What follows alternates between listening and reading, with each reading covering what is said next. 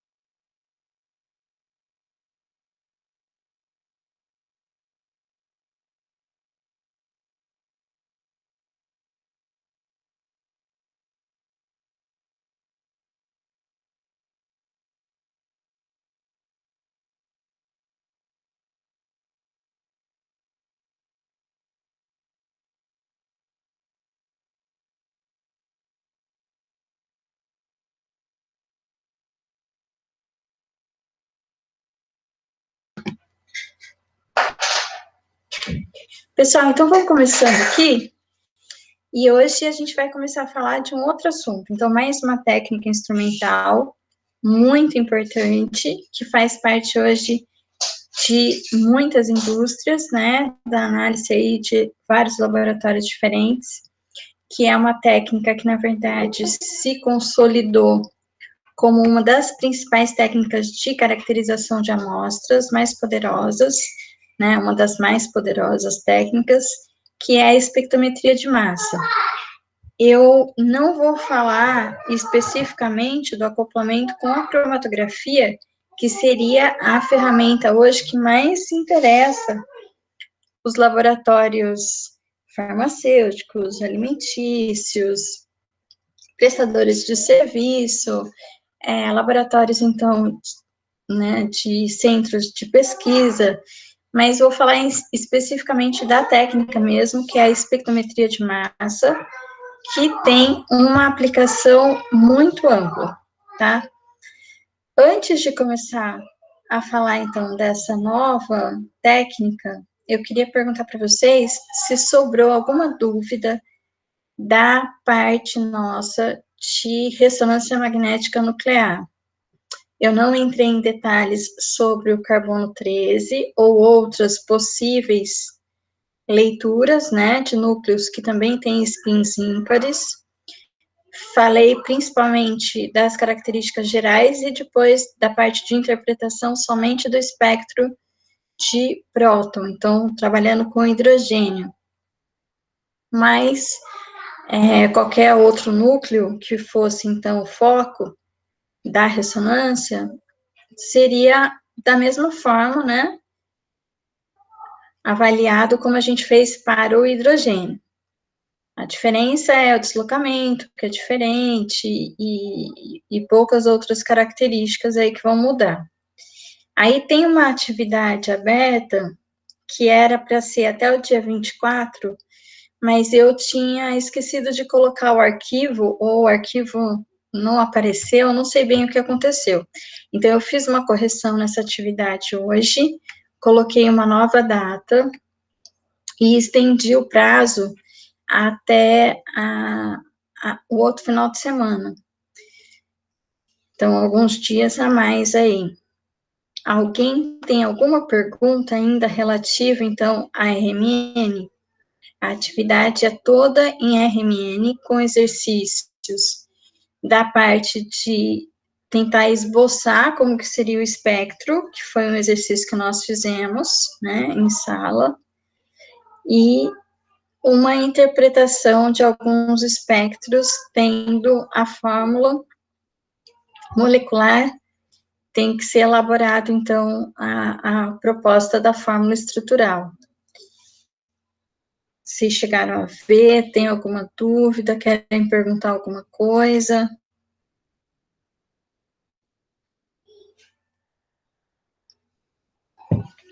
Não? Bom, se não tem perguntas, né, do RMN, daí, então, eu vou passar aqui para a nossa nova técnica, que é a espectrometria de massa.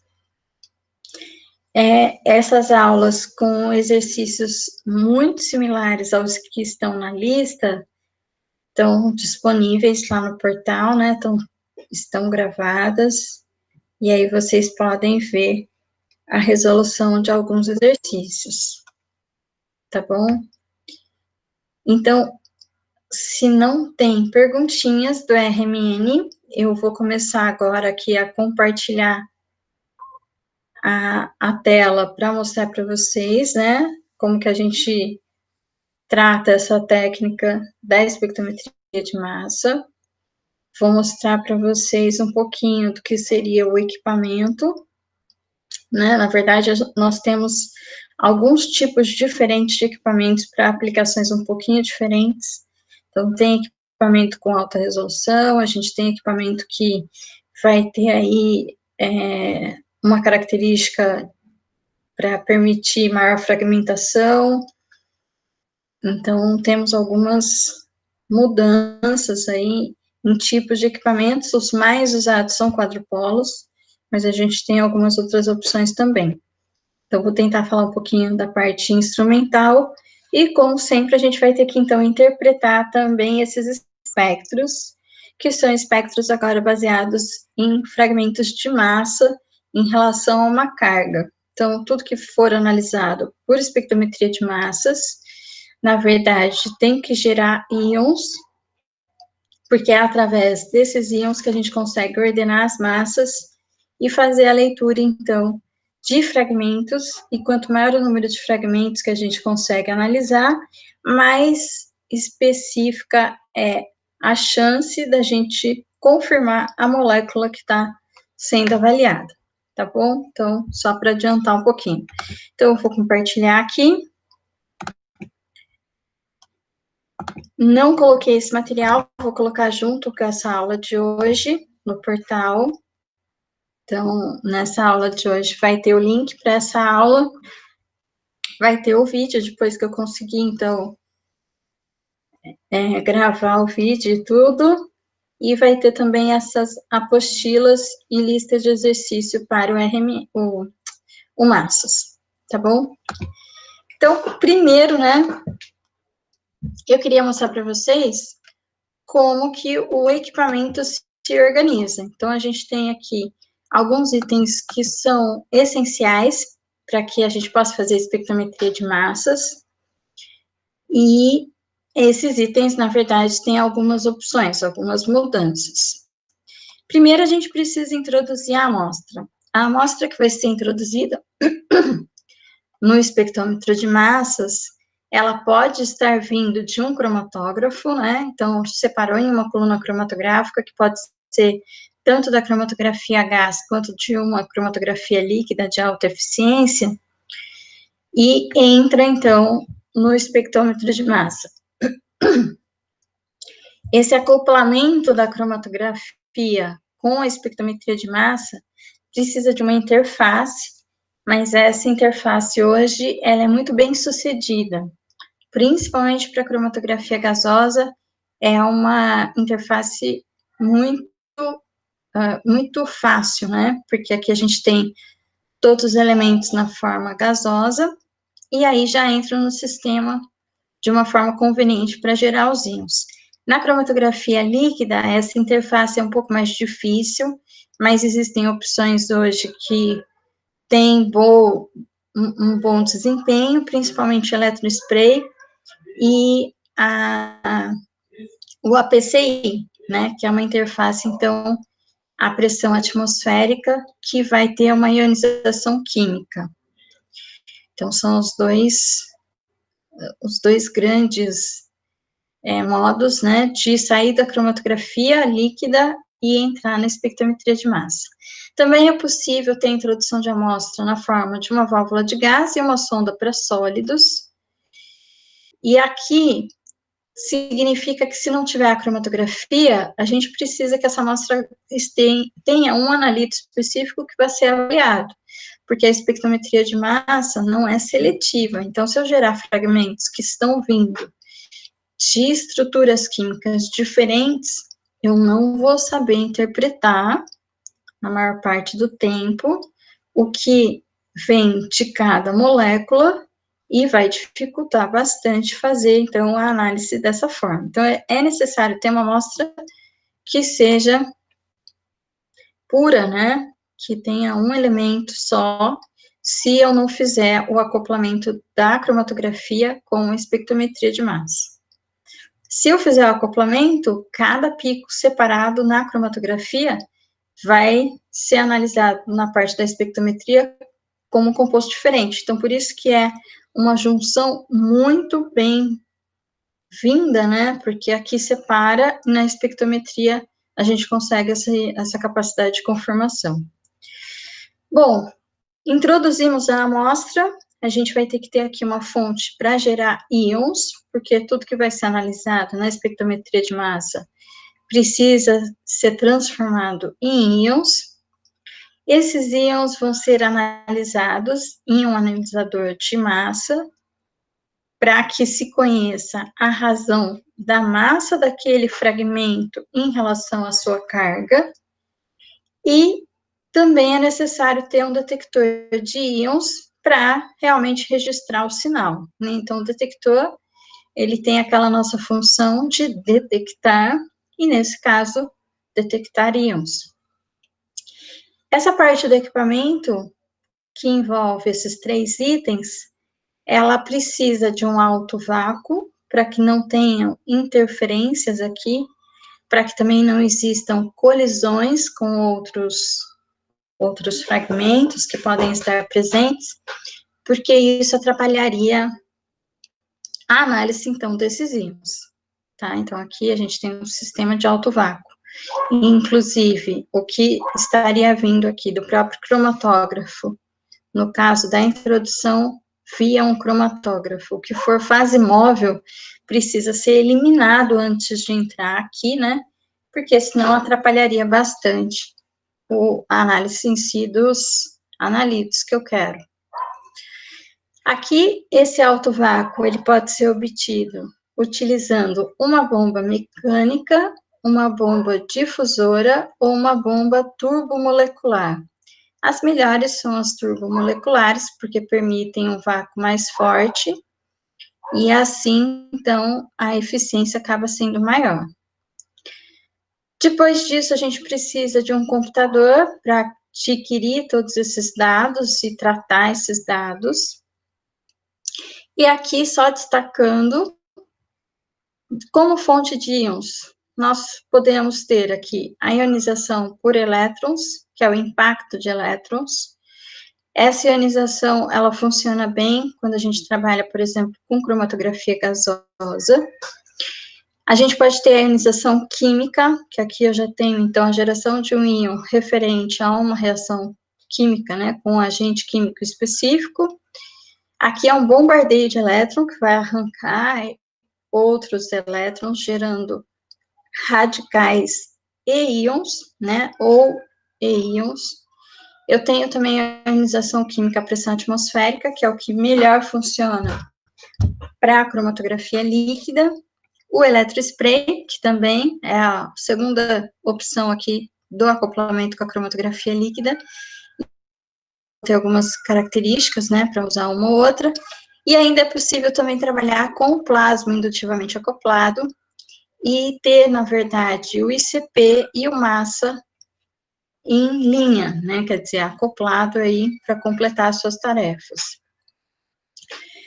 Como analisador de massas, eu posso ter um setor eletromagnético, posso ter os quadrupolos, que também podem ser hexapolos, esses são os mais usados, né, nos equipamentos mais baratos, inclusive. Aí eu posso ter aqui o TOF, que é o tempo de voo, né, em inglês time of flight, por isso a sigla TOF, e o Orbitrap, que tem o Ion Trap, que armazena os íons e permite que a gente faça um acúmulo e aumente, então, o sinal, e ainda que a gente faça, então, outras colisões nessa câmera para aumentar as fragmentações. E também é possível trabalhar com transformada de Fourier, né, em um sistema ciclotrônico. Então, basicamente, né, essa seria a característica geral do equipamento, esses seriam os módulos essenciais para que a gente possa trabalhar com a espectrometria de massa. Daí eu queria passar aqui para vocês dois videozinhos aqui, só para ilustrar um pouquinho dessa técnica. Então, só um segundinho, que eu vou abrir aqui para mostrar, então, algumas características aqui da espectrometria de massa.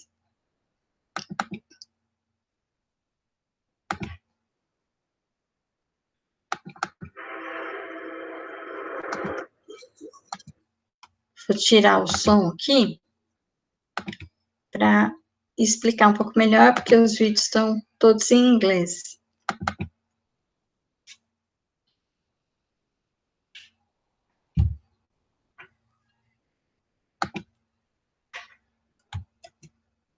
Então, deixa eu voltar aqui, compartilhar novamente.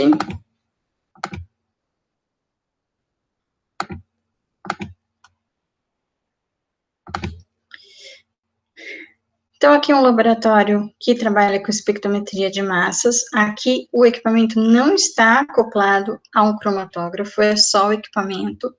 Esse equipamento aqui, ele é bem grande, porque, na verdade, ele tem aqui um setor magnético grande para fazermos separações mais significativas. Hoje, a gente tem alguns equipamentos acoplados à cromatografia que são bem pequenos, que são caixinhas, assim, bem pequenininhas. Então, aqui a gente não tem o cromatógrafo, é só mesmo a parte do massas. A amostra vai ser introduzida por um probe. Aqui está mostrando a parte da ionização.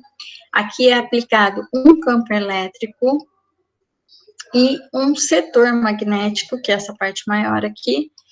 E depois, de novo, um campo elétrico, né, que faz, então, a separação aqui dos íons. E, por fim, um detector para conseguir detectar esses íons que estão passando, tá? Então, na verdade, é gerada uma fragmentação, tudo é ionizado, e aí esses íons se separam no analisador de íons de acordo com uma massa, né, crescente em relação à carga. Um detalhe que eu não falei é que a carga, na verdade, que a gente trabalha, em geral, é sempre uma carga unitária, até para ficar mais fácil interpretar. Então, a gente vai ter uma massa dividida por uma carga positiva ou uma carga negativa, se a gente optar por trabalhar no modo negativo. Em geral, o modo que a gente mais usa é o modo positivo. Então, se eu ver lá um fragmento que tem massa carga 15, significa que ele tem uma massa 15, porque a carga é 1. Então, em geral, a gente vai estar trabalhando com cargas unitárias para facilitar a interpretação. Aqui eu dei uma pausa para poder falar um pouquinho melhor, mas ele está mostrando, então, o sistema de vácuo. Então, essa bomba aqui, turbomolecular, para fazer um alto vácuo, para não ter fragmentos, moléculas e compostos aí que possam interferir. Esse equipamento, então, gera um espectro desse tipo, aonde no eixo X nós temos as razões massa-carga, então em ordem crescente, né?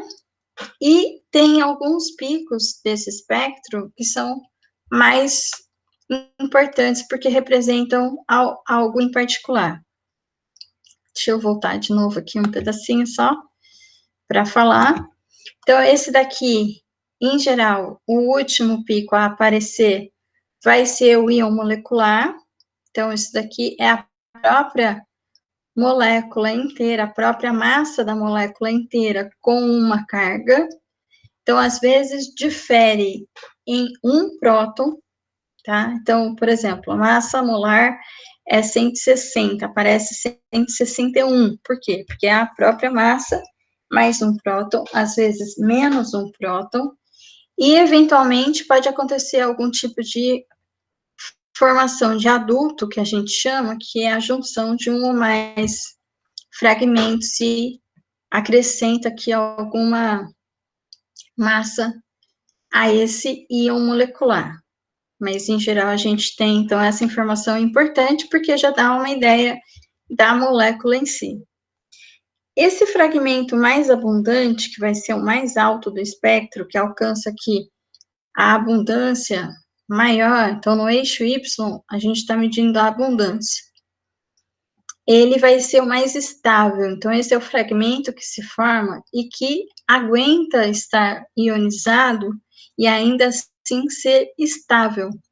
Esse fragmento maior, de maior abundância, recebe um nome, e esse pico aqui, então, vai ser chamado de pico base. Pico base seria o mais intenso do espectro. E depois a gente vai ter, então, outros fragmentos que vão, em geral, sendo menos estáveis conforme menor as suas massas, ok? Aí vocês estão vendo esses pequenos sinais que ficam aqui na lateral desses fragmentos, né, maiores. O que é isso?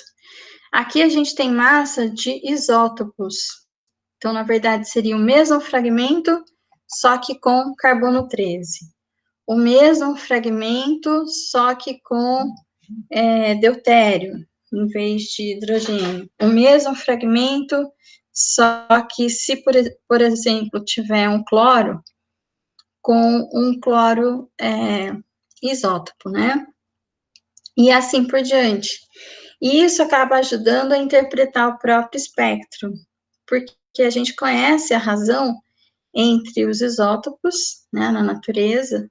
Então, a gente fazendo essa razão entre esses fragmentos, a gente vai saber se tem ou não aquele íon presente, tá bom? Mas depois eu vou falar disso com mais detalhes. Estou só dando um geral aqui para aproveitar essa análise. Então, aqui ele está mostrando Como que ele vai introduzir essa amostra? Então, esse pequeno tubo de vidro vai receber a amostra, no caso aí ele vai analisar limoneno. Limoneno é um óleo essencial extraído tanto do limão quanto da laranja. Ele tem isômeros óticos, né?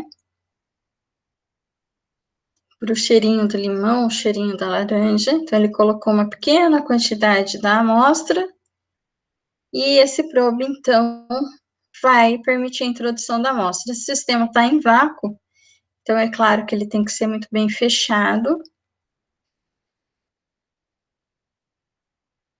E aí, essa amostra agora vai ser introduzida, então, no analisador de massas. Quer dizer, primeiro na câmara de ionização e depois no analisador de massas. Tem o software, né, que vai fazer esse controle. Então, ali, essa amostra está sendo ionizada, vaporizada também, né, porque tem que estar tudo no estado gasoso, né, esses íons vão estar no estado gasoso.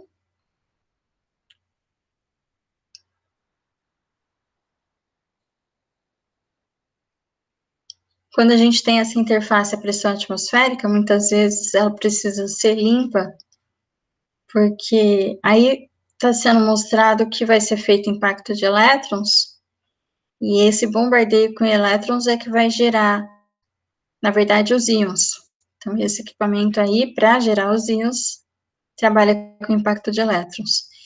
Aí, os íons, eles vão caminhar nesse caminho longo aí, por conta do campo elétrico e do campo magnético que é aplicado, e vão se orientar. Então, eles vão se separar nesse caminho por conta da sua diferença de massa e de carga. Como são colocados polos, né? As cargas opostas é que vão ser atraídas e que vão ser, então, direcionadas até o detector. Ok? Então, esse é um tipo de equipamento que trabalha, então, dessa forma. Deixa eu só aceitar aqui. Então, voltando, né? Peraí. Então, os íons vão caminhar até que atinjam o detector. Aqui existe um software, né, que vai adquirindo esses sinais. Então, na verdade, aqui ele vai acumulando esses sinais. Esse espectro vai sendo adquirido aqui por um tempo determinado, até que se estabilize e se obtenha o espectro inteiro.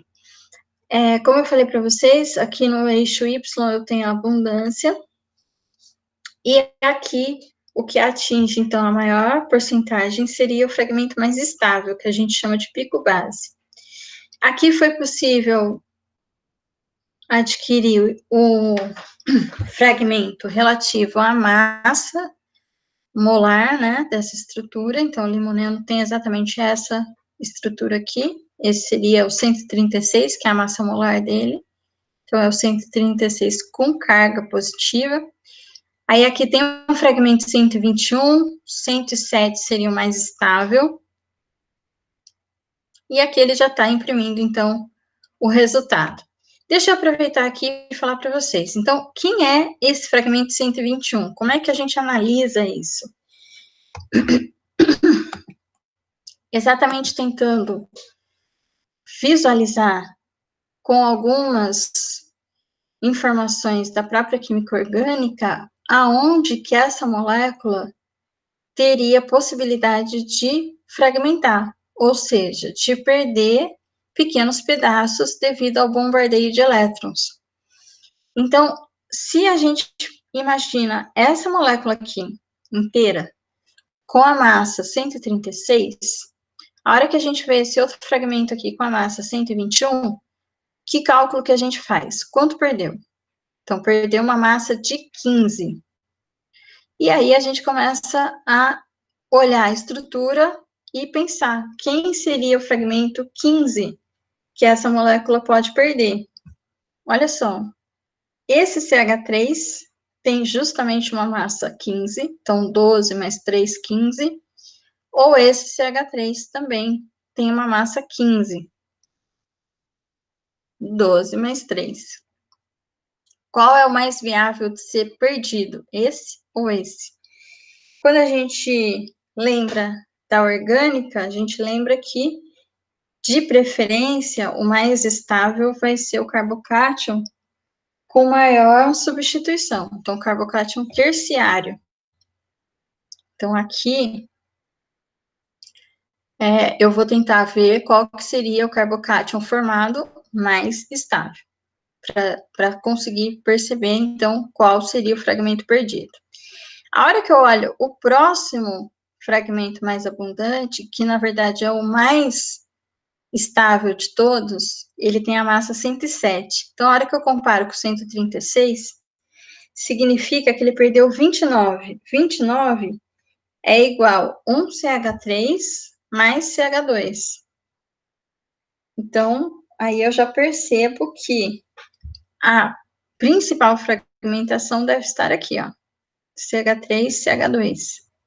E é esse pedaço que a molécula tende a romper. Então, aqui o elétron vai colidir, esse impacto de elétrons vai gerar aí um íon, e o íon mais estável deve ser justamente onde quebra essa molécula aqui, ok? Aí depois vai ter outro fragmento que perde mais um CH3, e outros ainda aqui que a gente teria que estudar para saber quais outras fragmentações seriam viáveis para essa molécula, tá? Mas então, agora eu já praticamente contei como todo esse processo ocorre em relação à análise e em relação à interpretação. Então, aqui na parte prática, o resultado, né, vai ser fornecido por um software, a gente vai ter esse espectro, e aí a interpretação desse espectro é que vai permitir confirmar a identidade da molécula. A principal aplicação da espectrometria de massas é confirmar a identidade da molécula, sem sombra de dúvidas.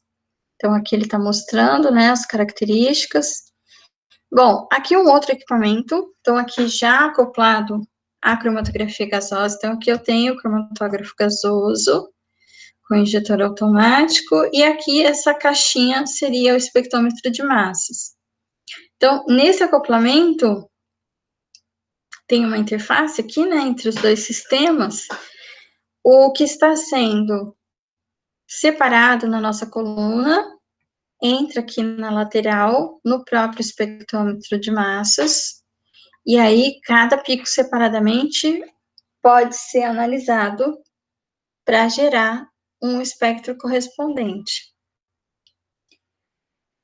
Então, além de ter o processo de separação feito no cromatógrafo, a gente tem a espectrometria agora para confirmar a identidade do pico. Então, aqui tem o cromatograma na parte de cima, e aqui na parte de baixo o espectro de massa. Espera aí, só para a gente ver melhor. Então, para cada pico, eu teria a chance de, na verdade, ter o espectro de massa, e através dos fragmentos que eu estou vendo aqui, eu confirmo a identidade do pico. E, assim, tem uma informação, então, qualitativa, sólida, também, além da parte quantitativa da própria espectrometria de massas. Bom, acho que não deu para passar para o próximo vídeo. Deixa eu abrir um outro vídeo só para mostrar aqui para vocês. Então tá aqui, ó. Então, é possível analisar desde macromoléculas, como proteínas, aminoácidos, até moléculas orgânicas pequenas, como fármacos e etc. Aqui eu tenho um equipamento que é do tipo time of flight, então, que é do tempo de voo. Aqui a gente mede o deslocamento em um túnel dos fragmentos que são gerados, e assim eu aumento a separação, então, de fragmentos gerados, E o poder, então, de separação aí vai me dar uma resolução e uma interpretação maior. Aqui está sendo mostrado que está vindo de um fluxo, por exemplo, de uma coluna cromatográfica de líquida. Primeiramente, tem aqui um nebulizador para gerar pequenas gotículas. Daí, tem um fluxo contrário aqui para eliminar partículas que não são interessantes. Aqui é um eletrospray. Então, essa fase móvel vai sendo seca, né, evaporada, para que somente os íons entrem pelo capilar. Eles vão ser atraídos por um polo negativo, aqui no caso, trabalhando com moléculas positivas, né, ionizadas positivamente, e o resto vai ser descartado. Então, só os íons positivos entram. Aí, aqui a gente tem um octapolo, que poderia ser um quadrupolo, um hexapolo, e esses polos ordenam essas massas e também fazem a separação de massas que eu não quero. Então, eu posso filtrar somente uma massa específica, para essa massa específica agora entrar em uma outra câmera, sofrer colisões, então aqui uma célula de colisão, para só esse fragmento ser ionizado de novo, fragmentando em pequenos outros fragmentos, para agora analisar só os filhos daquele fragmento selecionado, daquele íon selecionado. Então, aqui eu estou, na verdade, trabalhando com um cromatógrafo acoplado a um sistema de espectrometria com MS-MS. Então, MS-MS ou MSAN é um MS tandem, né? Então, aqui eu vou ter mais de uma fragmentação. Porque, principalmente com a cromatografia líquida, com eletrospray, a gente tem, na verdade, fragmentos que são pouco expressivos, né? A gente tem pouca fragmentação. E isso dificulta a interpretação. Então, colocando esses quadrupolos, ou hexapolos, ou octapolos, em sequência, a gente aumenta a fragmentação, porque seleciona o íon e depois fragmenta de novo, colide, né, numa câmara de colisão para aumentar a fragmentação, e assim poder ter mais informações para interpretar. Aí, nesse equipamento em particular, também tem o time of flight. Então, aqui tem um túnel, que é o que está sendo mostrado aqui por último.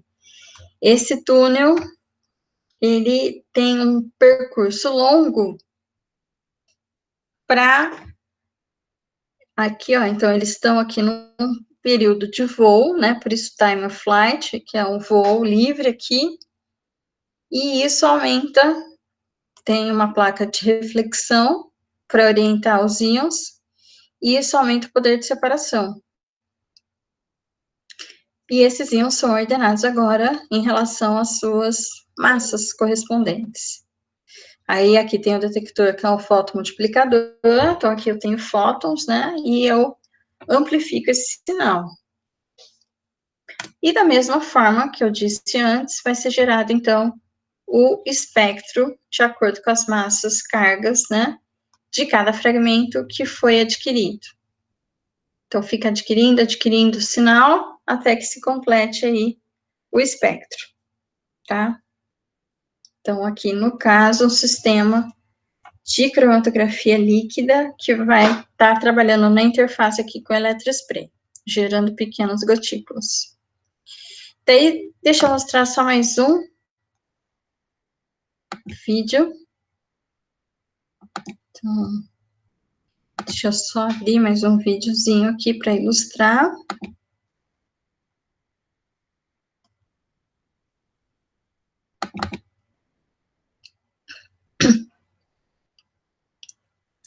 Que, na verdade, é um outro tipo de equipamento que é possível, que é o Ion Trap.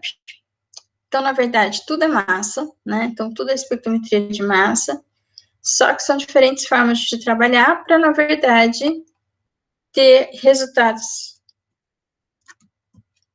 que sejam úteis para diferentes tipos de analitos e situações.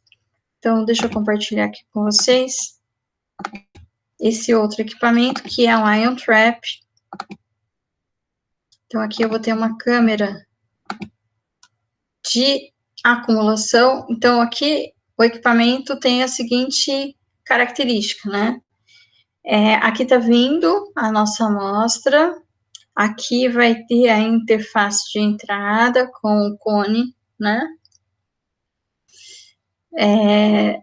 Aqui tem um hexapolo, um octapolo, um quadrupolo para orientar, para fazer a análise dos fragmentos, e aqui fica, então, acumulando e, na verdade, sofrendo novas colisões nessa câmera. E aqui, ao aplicar um campo magnético específico, a gente consegue, na verdade, fazer um filtro para essas massas.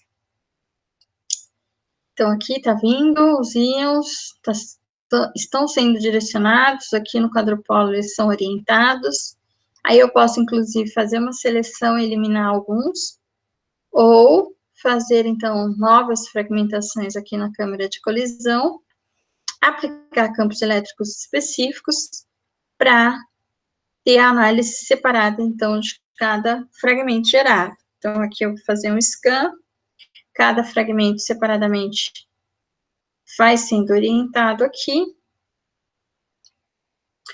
menor massa, aí o próxima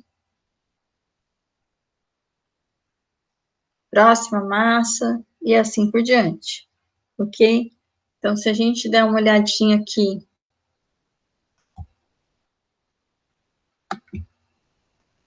só no que está acontecendo aqui na câmera de colisão, então, o que a gente teria que conseguir interpretar são os campos elétricos que estão sendo aplicados aqui, para, na verdade, direcionar as cargas, né, para poder fazer esse acúmulo do sinal. Então, aqui nós temos uma voltagem de radiofrequência e o aprisionamento aí dos íons de acordo com a ordem crescente de massa-carga. E se eu quiser fazer eliminações, então eu vou mudar o campo elétrico aqui,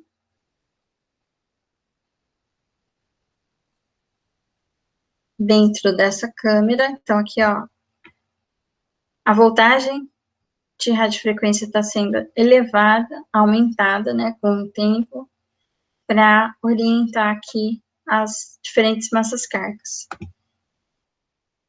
E aí a gente pode ter, então, uma seleção de uma única massa-carga, aqui, ó, mantendo a mesma voltagem para acumular, então, esse íon específico, e aí realizar novas colisões.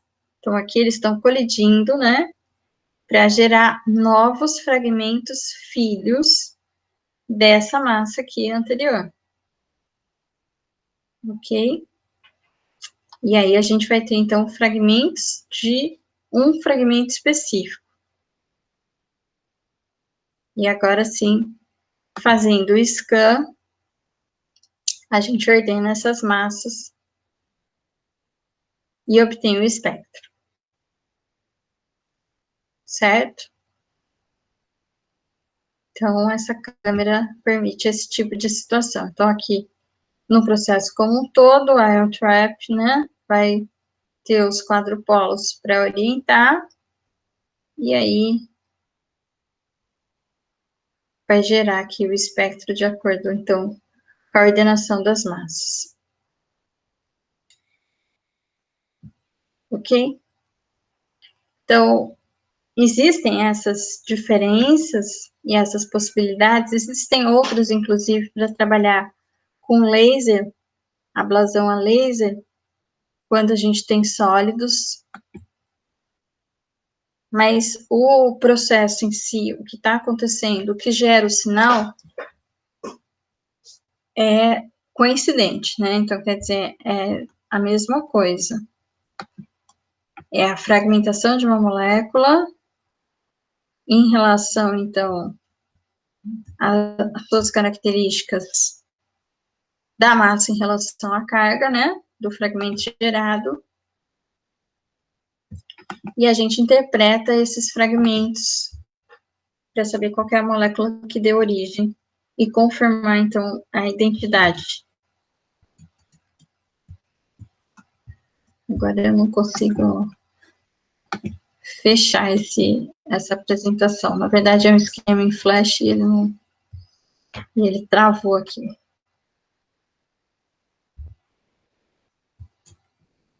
Ok?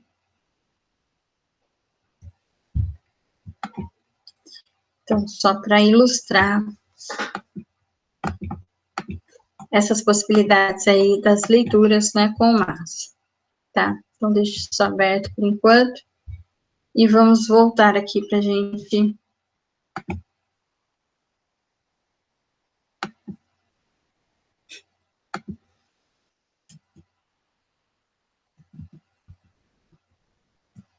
gente continuar.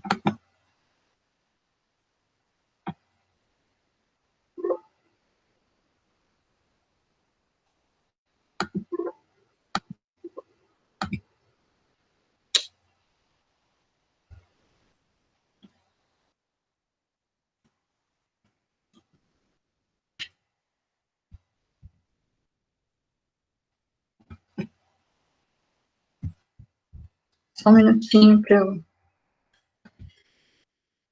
destravar aqui o videozinho.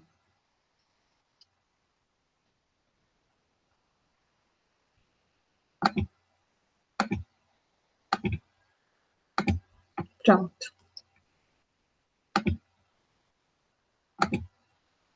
Então, continuando aqui, para falar um pouquinho das características dessa análise.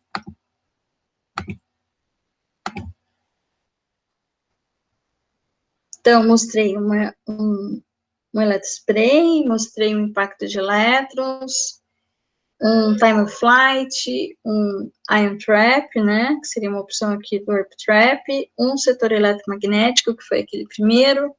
Então, seriam algumas opções, tanto para fonte de íons, quanto para analisadores de massa. Bom, o objetivo dessa técnica vai ser coletar e processar os dados de íons discriminados em relação à razão massa-carga do espectrômetro e criar um espectro de massas. Eu posso trabalhar com processamento de dados aqui de diferentes formas, e existem alguns bancos de dados que são bibliotecas de massas, principalmente da NIST, só que essas bibliotecas funcionam bem quando a gente trabalha com impactos de elétrons, porque com outras fontes de ionização, em geral, a gente tem muitas variações e acaba ficando bem difícil trabalhar com biblioteca. Uma outra situação também é que quando a gente está com acoplamento da espectrometria com o CG, quer dizer, o CG com a espectrometria, então cromatografia gasosa, a gente consegue também trabalhar com bibliotecas, mas com a cromatografia líquida, dificilmente vai funcionar bem comparar numa biblioteca os fragmentos, porque vai depender da fase móvel, vai depender, então, das condições, né, da própria separação prévia, porque quando a gente está com a líquida, a interface, em geral, é eletrospray ou ionização química à pressão atmosférica e tem poucos fragmentos. Então, aí a gente tem uma dificuldade maior de trabalhar com biblioteca e teria que interpretar mesmo o espectro gerado com outras informações, por exemplo, da orgânica. Bom, aqui existem algumas outras opções, né, para fazer essas interpretações. Então, análises visuais, transformada de Fourier, o espectro em papel, só que hoje em dia, na verdade, isso tudo é mais ou menos passado, né? E a gente trabalha mesmo com o software, né, que vai fazer esse auxílio para a gente, essa interpretação. Então, aqui seriam algumas bibliotecas, por exemplo, da Agnet, né, E aí eu vou pular esse pedaço aqui. Então, aqui ele está mostrando como produzir espectros com acoplamento com CG, com LC, fazendo scan, tá? Depois eu vou compartilhar com vocês, e vocês podem ver algumas informações mais específicas aqui, tá? Vamos usar esse espectro aqui, para a gente tentar entender um pouco do que está acontecendo. Então, deixa eu fazer o seguinte aqui.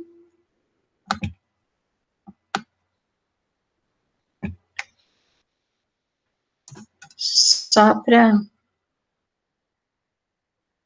garantir que vocês estão entendendo, né? Vamos usar um espectro bem simples, que é o espectro do metano.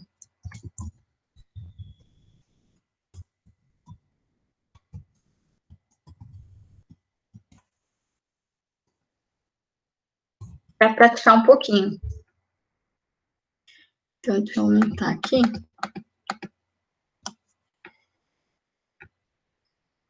Então, vamos supor, em geral a gente não trabalha, tá? Com fragmentos tão pequenos, mesmo porque a resolução dos equipamentos acabam ficando mais difíceis quando os fragmentos são muito pequenos. Mas vamos supor que a nossa molécula em análise fosse bem simples. Então, aqui seria o metano, tá? CH4. E esse é o espectro. Então, qual que é a massa total, aqui no caso, do metano?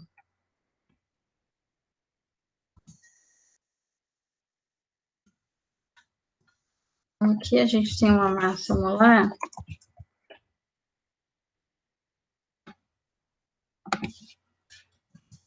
que vai ser igual a 16. Aí nós temos ligações com carbono e hidrogênio. Portanto, quais fragmentos que a gente deve imaginar? Bom, o 16 aparece aqui como pico base e também é o íon molecular. Então, seria a própria molécula CH4 com uma carga positiva.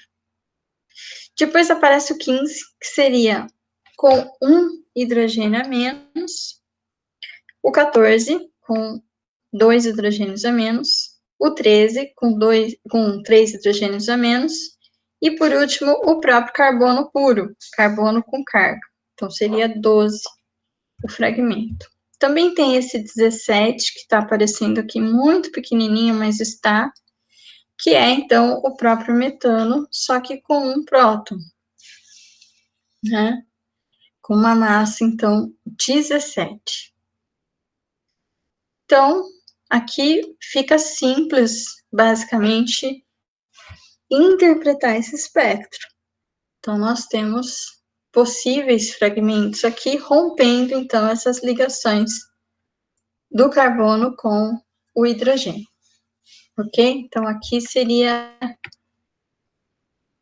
imaginar as possíveis quebras, né? Vamos colocar aqui uma quebra aqui, né? Dessa ligação carbono-hidrogênio, ok?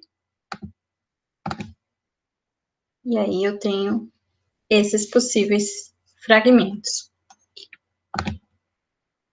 Então, esse daqui seria o próprio CH4 com uma carga positiva.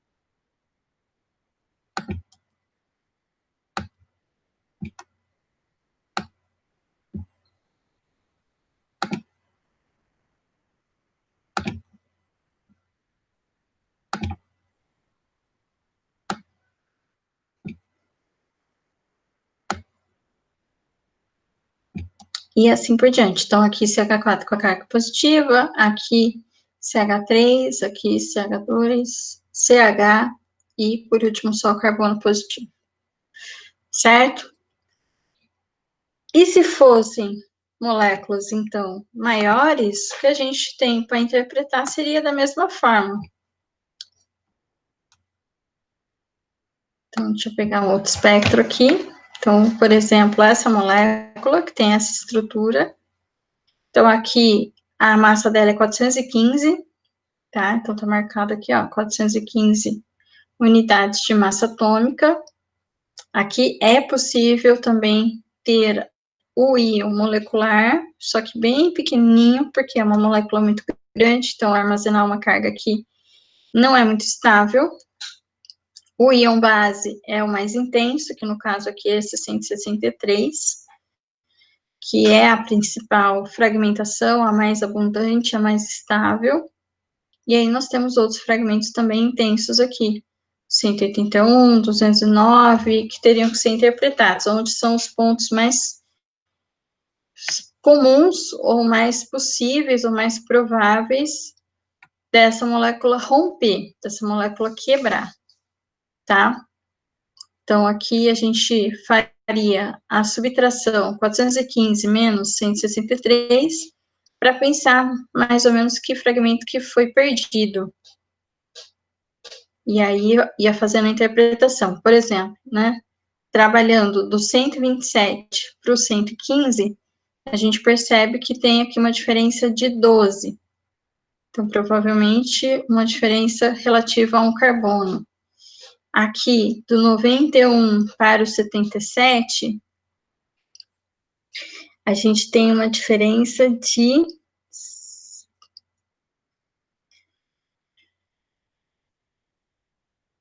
18. Não, 71, 91. Aqui tem uma diferença de 12, aqui de 52 para 27. Então, a gente vai fazendo aí as continhas, né? E aí fica tentando identificar. Então, seria 14 aqui, deve ser um CH2. Aqui, dos 152, então 415 menos 163, seria 252. Então, aqui a gente teria que verificar onde que está essa possível ruptura. Aqui, por exemplo, esses dois cloros significam 70. Então, provavelmente,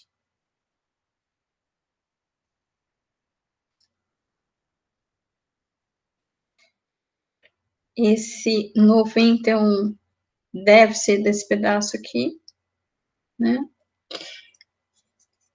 E assim a gente vai montando, então, a molécula, tá bom? Então, é assim que a gente vai interpretando. Aí, aqui também existem outras possibilidades. Ao invés de formar um íon, pode ser que essa molécula quebre e forme um radical. Então, muitas vezes, existem algumas coisas que também têm que ser avaliadas, né? E tem alguns cálculos que podem ser feitos para tentar verificar esse tipo de formação. Um íon negativo, um íon positivo, o radical, que vai ter uma perda de um elétron e não a formação de um íon, tá bom? Então, aqui tem um outro exemplo, é um ácido octadecanoico, então aqui com 19 carbonos. Então, aqui tem várias fragmentações pouco intensas, e aqui, então, o íon mais estável, que acaba sendo o íon base, né, o pico base aqui. Mas aparece também o íon molecular, que seria essa molécula inteira com carga. Aqui um outro exemplo, que é o heptadecanol.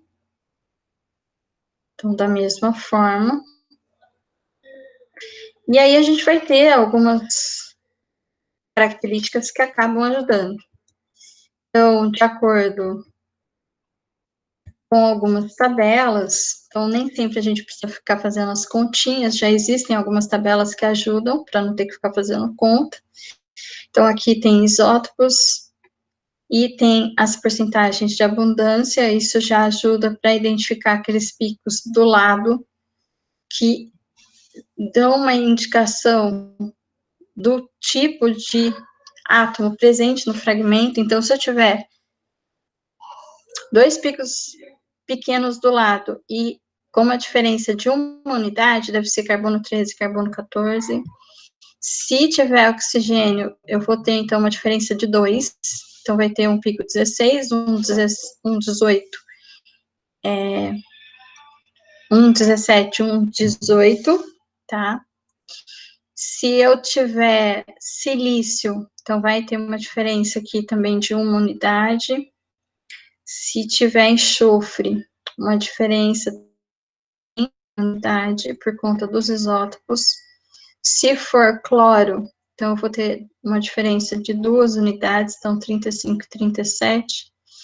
E a abundância, então aqui é 33%. Então, a diferença de altura entre os picos vai representar esses 33%. Aqui no bromo, ela representa praticamente 98%, do 79 para o 81.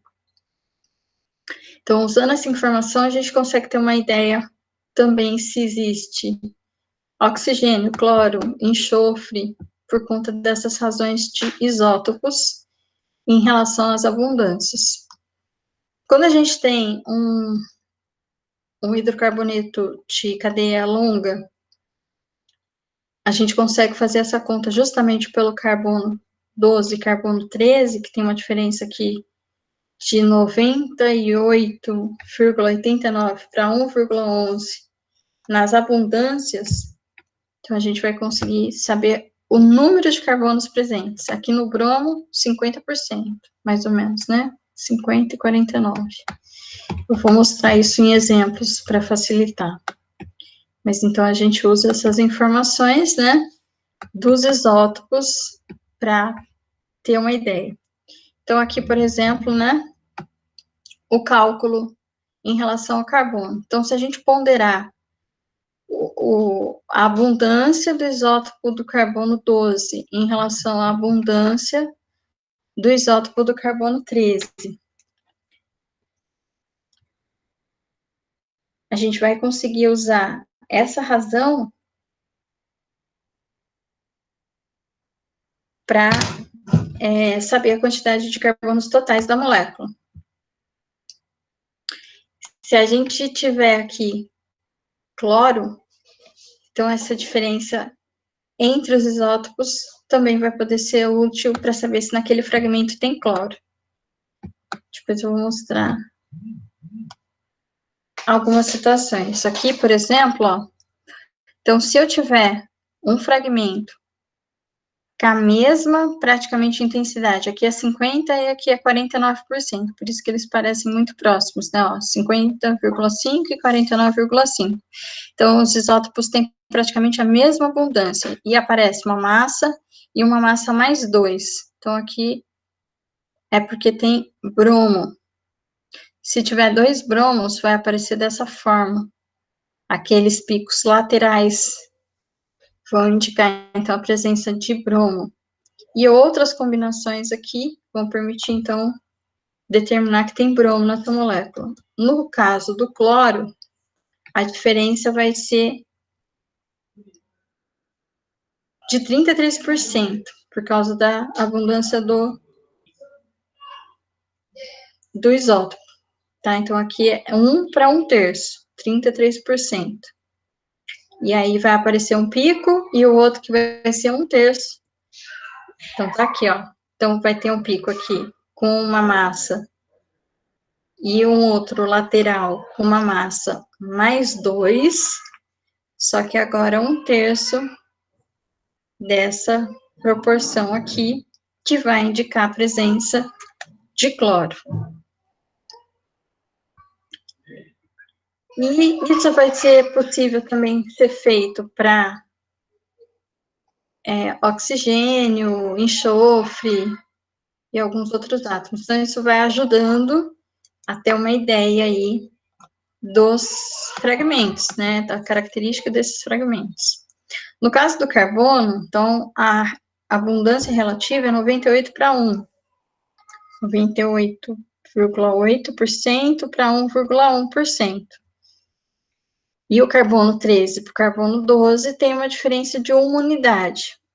Então, a gente vai usar essa relação para saber quantos carbonos no total tem. Então, aqui, por exemplo, olha, tem a listinha de todos os fragmentos que foram encontrados. Então, aqui são as massas cargas, né?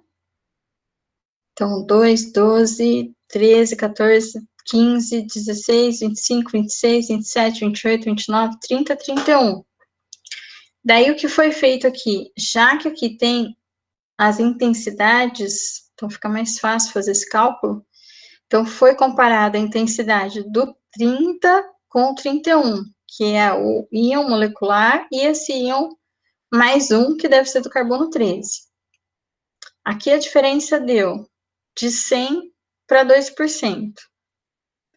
Então, sendo a intensidade aqui do 31 de 2% da massa do 30, então significa que esse espectro tem 2 carbonos. Se tivesse dado 6%, significariam 6 carbonos. Se tivesse dado 10%, 10 carbonos. Por quê? Porque, na verdade, do 12 para o carbono 13, tem 1%, né? Arredondando, tem 1% de diferença. Então, se a intensidade do íon mais intenso aqui, quer dizer, de massa maior, para esse que deve ser do carbono 13, tem essa razão, aqui significa que tem 2 carbonos, porque é 1% para cada um. Depois a gente vai praticar e vai parecer mais fácil, tá bom? Então, se eu usar aqui o propano, para fazer essa mesma conta, então eu olho aqui, olha, carbono 12, 98,89% de abundância, carbono 13, 1,11. Aí eu calculo a massa do propano, então 3 carbonos, 8 hidrogênios. A massa deu 44 Daltons. 44 vai ser 100%, que vai ser o íon molecular. Aí eu vou ter 45, 1,1, 45, 1,1, 45, 1,1. Por que 1,1? Porque eu posso ter carbono 13 no primeiro, 12 nos outros, carbono 13 no segundo e 12 nos outros, carbono 13 no terceiro. Então, seriam 3 carbonos 13, porque são 3 carbonos diferentes. Então, a diferença do 44 para o 45 tem que dar uma intensidade de 3, porque representa 3 carbonos. Essa possibilidade de ter 3 carbonos 13, ela é muito pouco abundante, então 0,0001%. Então, isso daqui é muito difícil da gente usar, mas aqui a gente consegue, e consegue, então, saber o número de carbonos por essa razão. Então, outro exemplo aqui, para o próprio propano, só que agora com as intensidades. Então, esse é o espectro do propano. A gente tem 44, que é o íon molecular. Aí, aqui, o íon base é 29, que dá uma diferença de 16, né? É isso.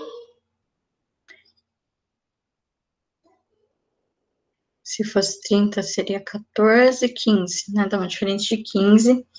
E aí, então, aqui a gente tem as abundâncias. O 44 deu 26.654, 45 deu 844. Então, esse é 100%, esse representa 3%. E coincide com o cálculo que a gente tinha feito, de que ele tem realmente 3 carbonos. Então, seriam 3 carbonos 13 possíveis. Ok?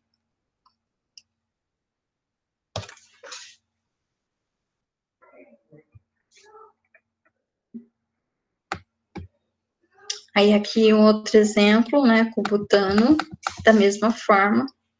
Então, o 58 tá aqui, que é o íon molecular. Aí tem um 59 aqui, bem pequenininho. A diferença é de 11.923 e o 527 representa 4%. Então, coincide com a presença de 4 carbonos, que é o que a gente tem aqui. Então, a gente pode usar essa razão, né, para ter ideia do número de carbonos correspondentes aí à nossa molécula. Então, aqui a gente tem o íon molecular, 72, o íon base, aqui no caso, 43. Aí, o pico, que representa 100%, vai ser o mais estável, que vai dar origem, então, à fragmentação mais estável, né, para essa molécula. Aqui, no caso, a gente tem o pentano, né, nesse exemplo.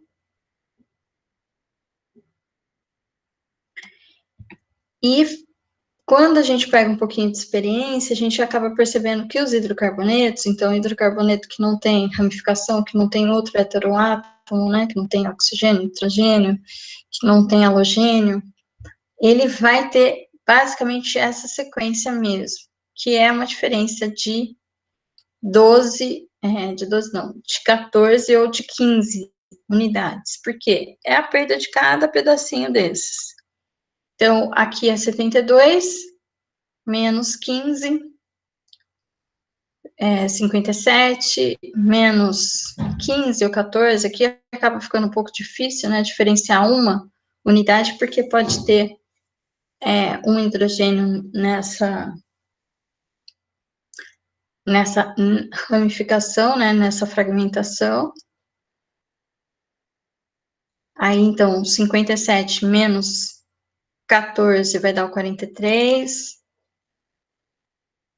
Aí, menos 14 vai dar o 29.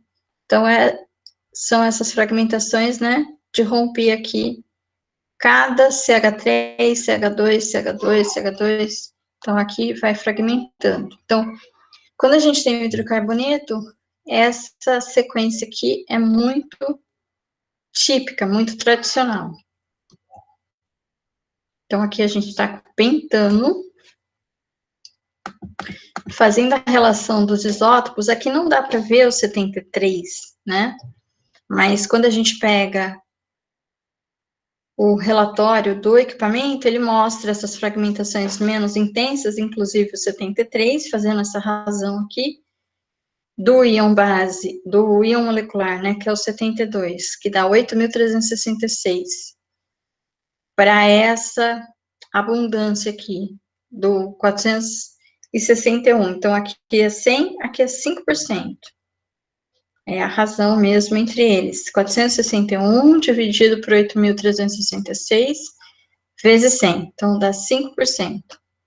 Então, coincide aqui com a informação de que tem 5 carbonos.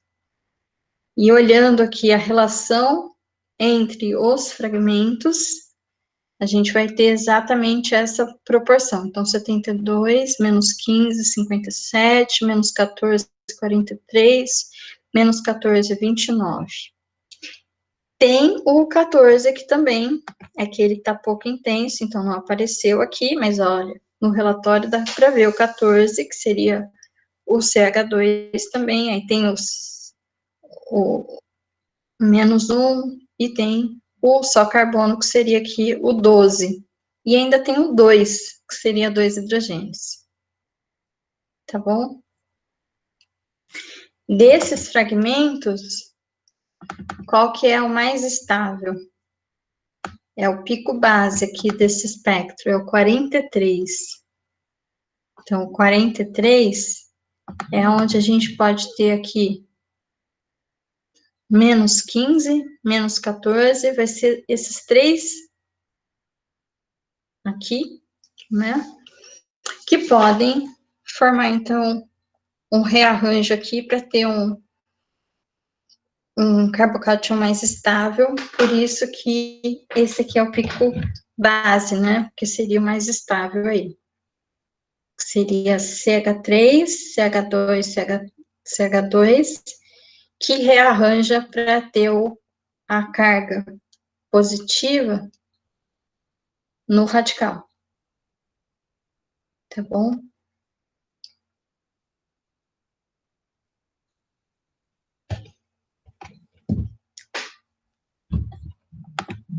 Pessoal, tá dando para entender?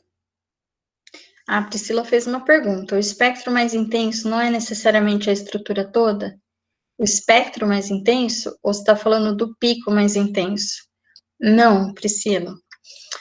Se você está acostumada com o acoplamento do massa com a cromatografia líquida, isso vai acontecer porque na cromatografia líquida a gente tem pouca fragmentação, então, em geral, o que a gente enxerga é mais o próprio íon molecular, que aí é o que você está falando da estrutura toda, na verdade é a massa molar, né, daquela molécula. Mas isso só acontece em cromatografia líquida acoplada à massa, quando a gente tem um quadrupolo somente, por conta da ionização que é muito branda, então ela não consegue quebrar a molécula. Mas o ideal da espectrometria de massa é fragmentar o máximo possível. Por quê? Porque se não tiver fragmentos, fica muito difícil confirmar a identidade. Só com um pico, a gente não tem como montar quebra-cabeça, né? Então, fica bem mais difícil ter certeza da confirmação da molécula. E aí, o que se faz é acoplar, na verdade, o massa-massa, então, colocar triplo quadrupolo no equipamento, para ter condição de ter uma câmera de ionização e fragmentar esse íon molecular e assim aumentar, então, o poder de caracterização da estrutura. Certo? Deu para entender? Então, quando a gente está trabalhando com espectrometria de massa, a gente quer, sim, ter maior quantidade de fragmentos e se no acoplamento com a cromatografia líquida só se obtém o íon molecular, seria uma falha, tá? Seria, na verdade, uma desvantagem. O ideal é fragmentar bem mais. Deu para entender? Então, por isso que hoje os equipamentos de líquida, eles, em geral, não são só massa, eles são triplo quadrupolos, para que a gente possa ter uma segunda câmera para fragmentar e uma terceira para ter uma nova análise dos fragmentos gerados. Pessoal, vocês aí estão acompanhando, estão achando difícil essa técnica? Deu para entender? Deu para entender aí um pouquinho, superficialmente, desses exemplos que eu mostrei, para que a gente possa começar a fazer algumas coisas mais específicas. Então, primeiro eu tentei mostrar aí as características gerais, né, da aplicação, as características do equipamento, para que a gente possa começar a pensar em interpretar, de fato, os espectros de massa. Tá dando para acompanhar? Alguma pergunta? Vocês acham que é outra técnica difícil? O que vocês acham?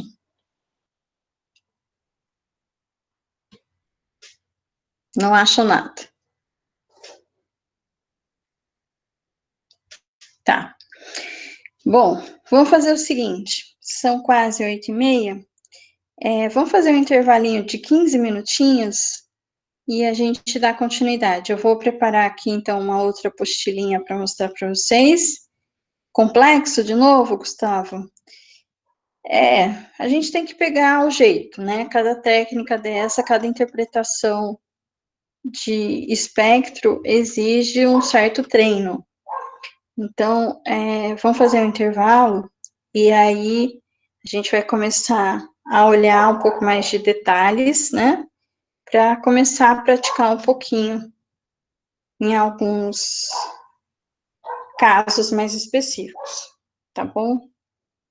Então, até daqui 15 minutinhos, aí a gente volta. Vou arrumar aqui as apostilinhas, os exercícios, para a gente dar continuidade. Até mais.